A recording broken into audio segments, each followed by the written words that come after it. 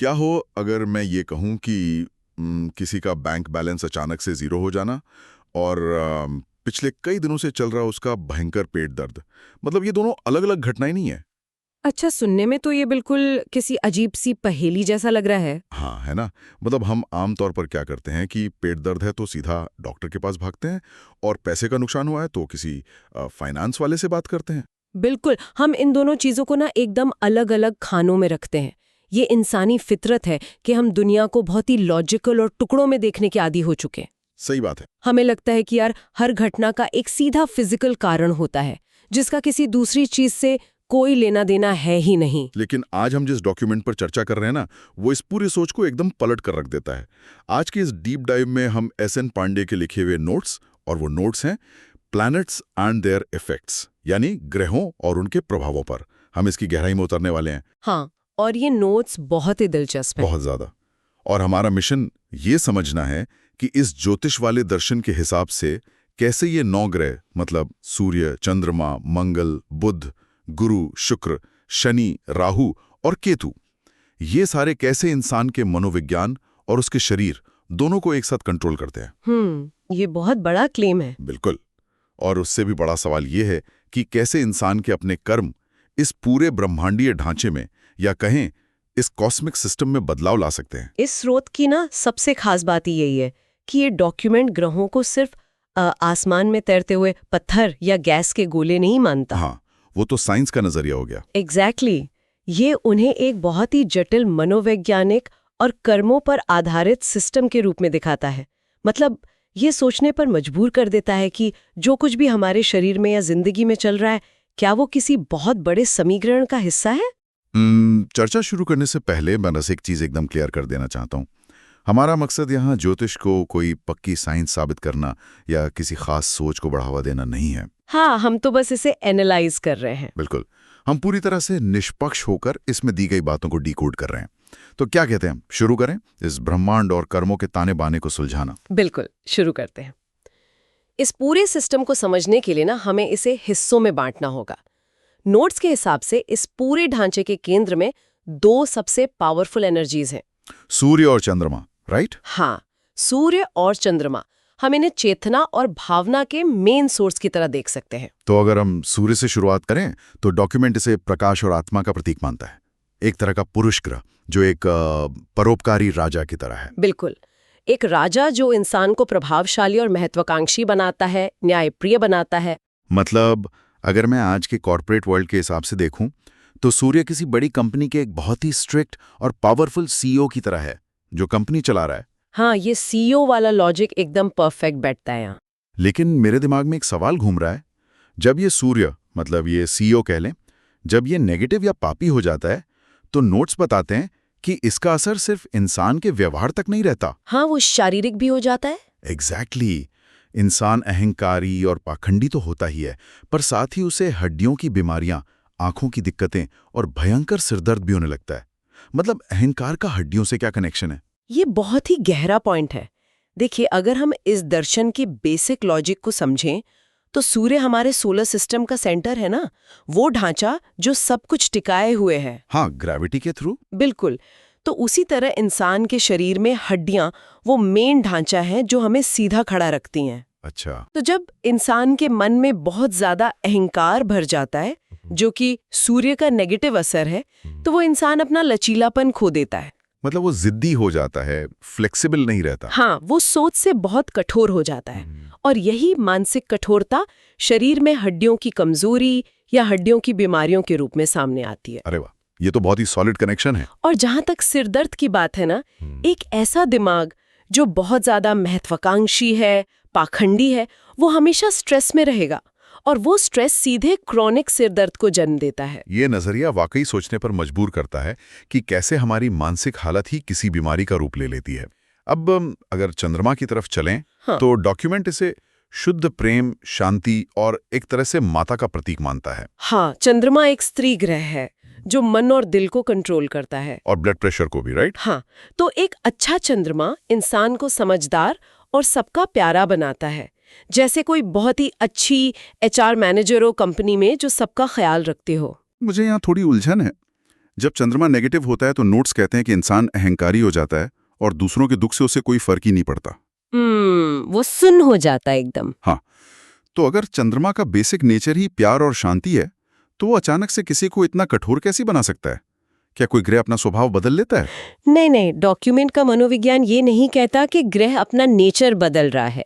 इसे ना एक रेडियो फ्रीक्वेंसी की तरह समझिए। Radio frequency? हाँ, चंद्रमा प्यार और करुणा की लगातार एक वेव भेज रहा है, लेकिन जब किसी इंसान के कर्मों की वजह से उसकी खुद की रिसेप्शन पावर ब्लॉक हो जाती है ना, तो वो इंसान उस करुणा से कट जाता है। मतलब सिग्नल आ रहा है पर रेडियो खराब है। एग्जैक्टली। चंद्रमा जल तत्व है जो भावनाओं के बहने का प्रतीक है। जब ये बहाव रुक जाता है तो इंसान के अंदर का वो इमोशनल सोर्स सूख जाता है और इसीलिए वो दूसरों के दुख पर कुछ महसूस ही नहीं कर पाता। और मुझे लग रहा है शायद यही कारण है कि चंद्रमा के खराब होने पर ब्लड प्रेशर की प्रॉब्लम होती है। बिल्कुल सही पकड़ा आपने। मन की बेचैनी और ब्लड प्रेशर का ऊपर नीचे होना, ये तो आज की मेडिकल साइंस भी मानती है कि जुड़े हुए हैं। तो चेतना मतलब सूर्य और भावना यानी चंद्रमा के सिस्टम को समझने के बाद अब ये देखना इंटरेस्टिंग होगा कि ये एनर्जी असल दुनिया में काम कैसे करती है।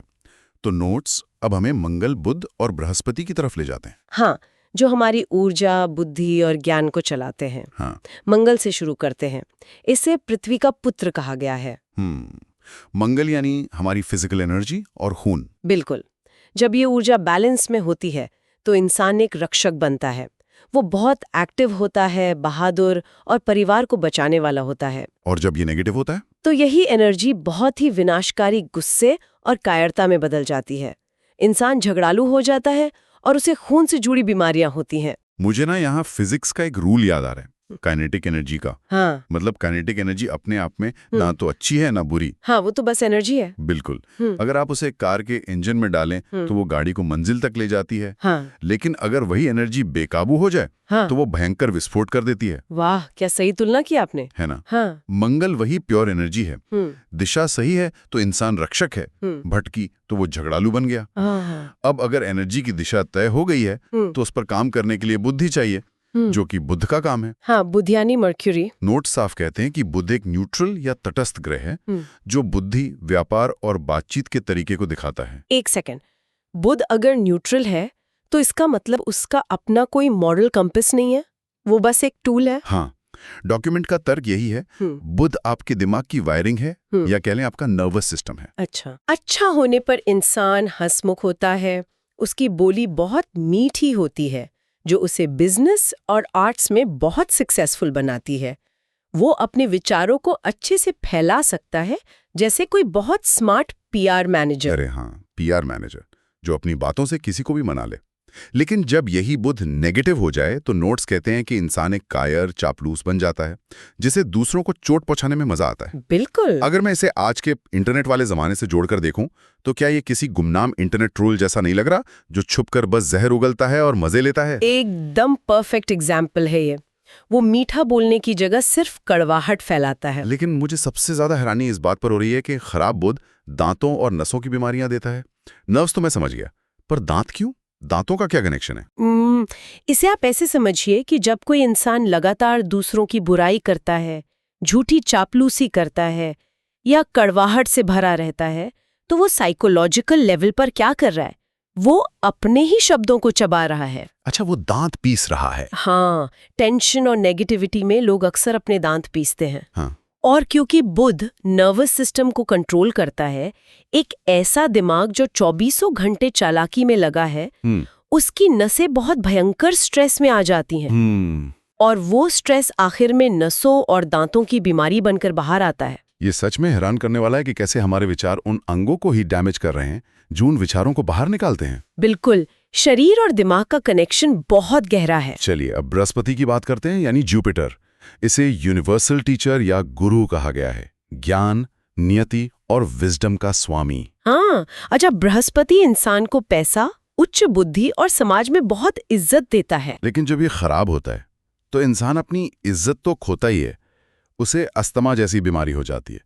मैं यहाँ थोड़ा उलझ गया हूँ। मतलब ज्ञान की कमी का फेफड़ों की बीमारी से क्या लॉजिक है? ये बहुत ही प्यारा मेटाफर है नोट्स में। बृहस्पति को ब्रह्मांड के स्पेस और एक्सपेंशन मतलब विस्तार से जोड़ा गया है। ज्ञान क्या करता है? ज्ञान इंसान की सोच को बड़ा करता है, उसे आजाद करता है। राइट, वो दिमाग के दरवाजे खोलता है। एग्जैक्टली तो जब इंसान ज्ञान से कट जाता है या उसका बृहस्पति खराब होता है तो उसकी सोच बहुत ही छोटी और संकुचित हो जाती है। मतलब वो एक घुटन महसूस करने लगता है अपनी ही सोच में। हाँ, दर्शन यही कहता है। वो जो वैचारिक घुटन है ना, उसका सीधा असर शरीर के सांस लेने के सिस्टम पर पड़ता है। अस्थमा क्या है आखिर? सांस न ले पाना, सीने में जकड़न होना। जब इंसान की जिंदगी में ज्ञान की ताज़ा हवा के लिए जगह ही नहीं बचती, तो उसका फिजिकल शरीर भी सांस लेने के लिए तड़पने लगता है। उफ, ये तो बहुत ही डीप बात है। ज्ञान की ताज़ा हवा वाला लॉजिक कमाल का है। तो मतलब हमने देख लिया कि ऊर्जा कैसे काम करती है और बुद्धि उसे कैसे यूज करती है, लेकिन भाई आखिर में हम सब एक भौतिक दुनिया में बैठे हैं। बिल्कुल, सबको रिजल्ट चाहिए। हाँ, सबको अपने कर्मों का सॉलिड रिजल्ट चाहिए, चाहे वो सुख हो या फिर कर्मों का हिसाब किताब। तो डॉक्यूमेंट का अगला हिस्सा हमें इसी रिजल्ट की दुनिया में ले जाता है, जहां शुक्र और शनि का राज है। शुक्र मतलब वीनस। इसे खूबसूरती, प्यार और परिवार के सुख का प्रतीक माना गया है। ये भी स्त्री ग्रह है ना? हाँ, ये जिंदगी में बहुत ही सोफिस्टिकेशन और फिजिकल आराम लेकर आता है। अच्छा, शुक्र हो तो इंसान की मैरिड लाइफ बहुत स्मूथ और आरामदायक होती है। पर नोट्स यहाँ एक बहुत बड़ी वार्निंग देते हैं कि अगर शुक्र नेगेटिव हो जाए तो वो इंसान का कैरेक्टर खराब कर देता है, प्रॉपर्टी का बहुत भारी नुकसान कराता है और स्पर्म या रिप्रोडक्शन से जुड़ी बीमारियां देता है। ऐसा लग रहा है कि जब सुख पाने की चाहत एक आउट ऑफ कंट्रोल वासना बन जाती है तो वो उसी शरीर को अंदर से खोखला कर देती है जो सुख भोगना चाह रहा था। बहुत सही कहा। बैलेंस बिगड़ते ही सुख खुद विनाश का कारण बन जाता है। और बस यहीं से शनि की एंट्री होती है। शनि यानी सैटर्न। हाँ, शनि एक न्यूट्रल ग्रह है, लेकिन इसे न्याय के देवता के रूप में देखा जाता है। ये इंसान के अच्छे और बुरे कर्मों का बहुत ही सख्त रिकॉर्ड रखता है। एक मिनट, तो मतलब शनि ब्रह्मांड का सबसे स्ट्रिक्ट ऑडिटर या सीए है? हाँ, आप उसे कॉस्मिक ऑडिटर कह सकते हैं, जिसके बही खाते में सब दर्ज है। अच्छा, शनि इंसान को एक महान विद्वान और बहुत गहरा सोचने वाला बनाता है। यहाँ ना नोट्स में एक डिटेल है जिसने मेरा ध्यान सबसे ज्यादा खींचा। लिखा है कि अच्छा शनि भारी उद्योगों जैसे मशीनरी, लोहे और ट्रांसपोर्ट के बिजनेस में भारी मुनाफा देता है। मुझे ये थोड़ी अजीब बात लगी। मतलब कर्मों के न्याय का लोहे और ट्रकों के बिजनेस से क्या सीधा कनेक्शन हो सकता है? इसके पीछे ना एक बहुत ही गहरा दार्शनिक और कह सकते मेटोलॉजिकल लॉजिक है। अच्छा। देखिए, शनि को हमेशा से बहुत धीमेपन, भारी बोझ और एक्सट्रीम पेशेंस, मतलब बहुत ज्यादा धैर्य का प्रतीक माना गया है।